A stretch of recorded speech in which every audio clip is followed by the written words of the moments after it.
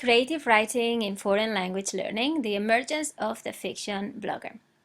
This is a poster that Cecilia Goria and I presented in WorldCALL 2013 in Glasgow, and explores the blogging behavior of creative writing students in a foreign language and the link between blogging, creative writing, and language learning.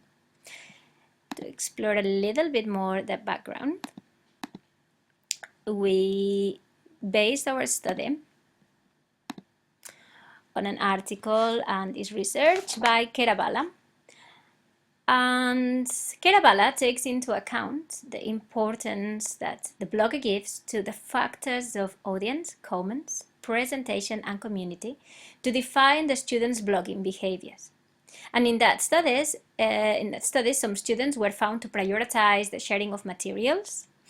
Others used the blog as a way of producing individual work, others as a learning diary, as a self-motivation tool, and some as an online storage device.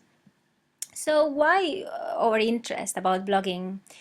We had been using blogs. I had been using blogs with my creative writing in Spanish students. We had been using them in class for a few years.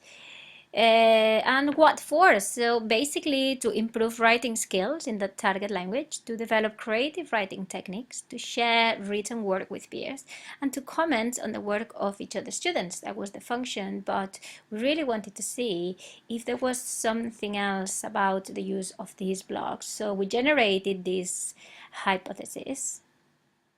So even though we know that using blogs can enhance ownership of learning and foster collaboration in this author-centered environment, as Sun and Chang said in 2012, we wanted to add this variable of the creative writing, the fiction blogger.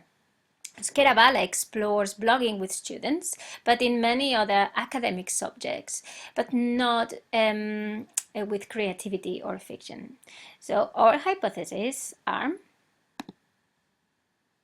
first, we believe that there's a link between engagement in the creative writing blogging process in a foreign language and audience, community, comments, and presentations, as Keravalla showed.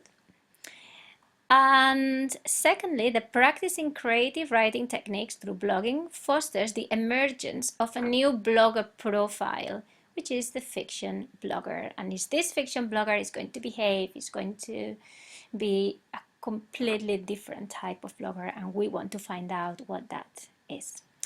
So these three questions arise, and the first one is: how does the blogging behavior of fiction writers relate to Keravalla's article? Does the development of creative writing techniques through blogging reflect progress in learning, and specifically in language learning?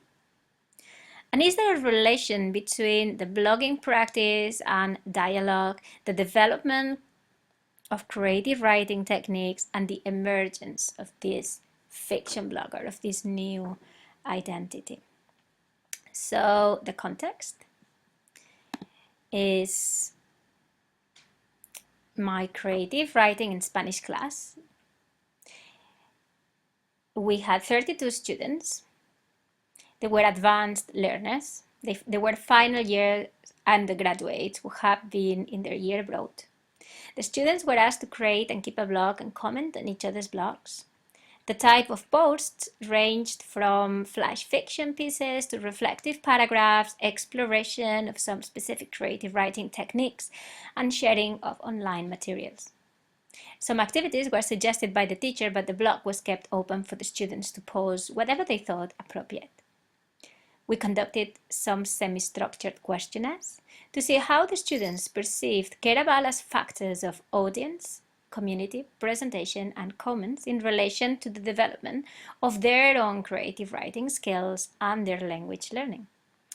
And these are the results, or we want to call them the lessons learned, because much more work needs to be done on this field.